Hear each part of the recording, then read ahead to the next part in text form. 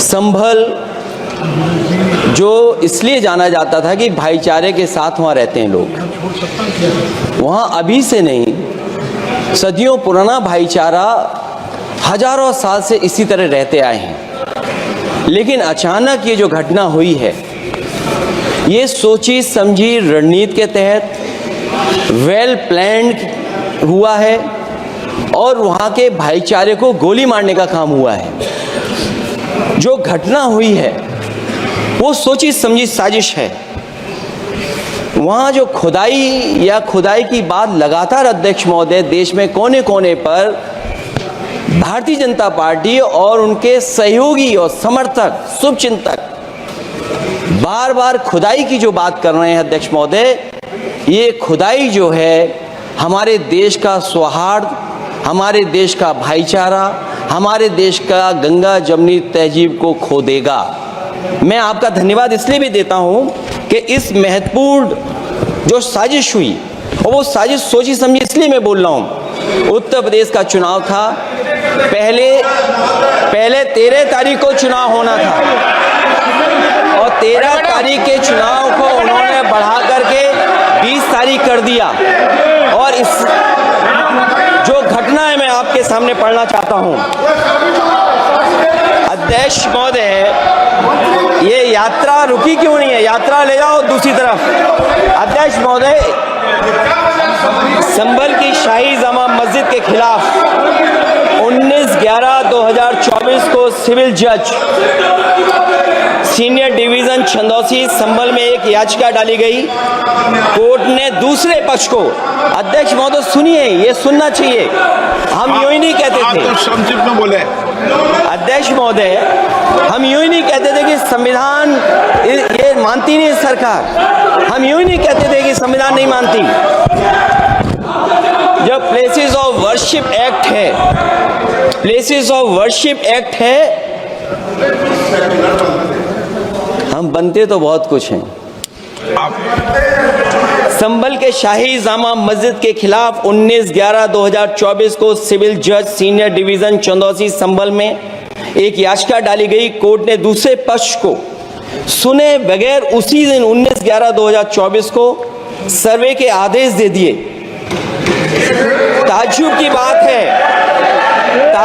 बात है, संभल के जिलाधिकारी संभल और पुलिस अधीक्षक संभल आदेश को पढ़े बगैर 2 घंटे के बाद सर्वे के लिए पुलिस बल के साथ शाही जामा मस्जिद पहुंच गए।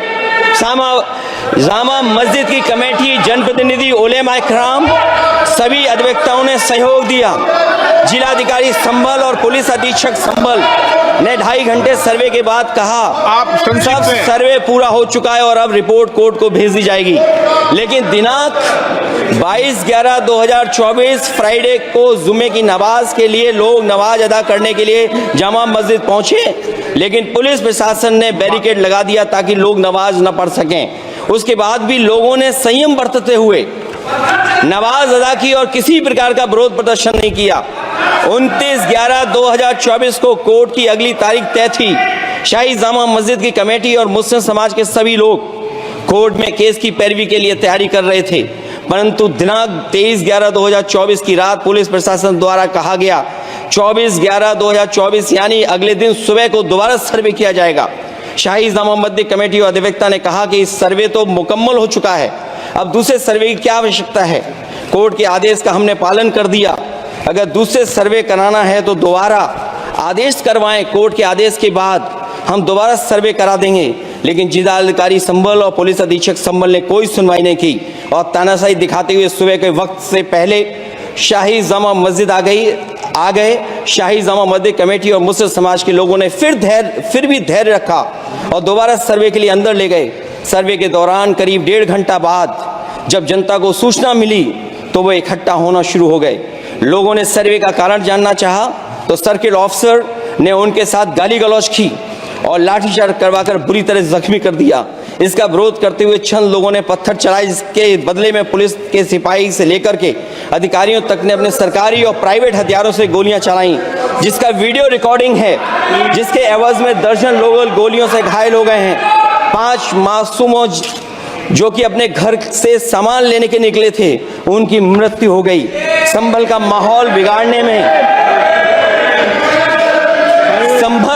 संभल का माहौल बिगाड़ने में याचिका दायर करने वाले लोगों के साथ पुलिस और प्रशासन के लोग जिम्मेदार हैं। इनको निलंबित किया जाना चाहिए और हत्या का मुकदमा चलाया जाना चाहिए, जिससे कि लोगों को इंसाफ मिल सके और आने वाले समय में कोई इस प्रकार की संविधान के खिलाफ और गैर कानूनी घटना को अंजाम न दिया जा सके। अध्यक्ष महोदय, ये लड़ाई दिल्ली और लखनऊ की है। नो प्लीज कभी दिल्ली पहुंचे थे जिस रास्ते, वही लखनऊ वाले उसी रास्ते पहुंचना चाहते हैं। उज्जर रमन सिंह जी 2 मिनट बोल रहे, आप 1 मिनट बोल रहे हैं। हो गया विषय आपका अखिलेश जी विषय हो गया आपका, अखिलेश जी विषय हो गया आपका, अखिलेश जी विषय हो गया आपका। सर्च इंडिया, कहानी से सच्चाई तक।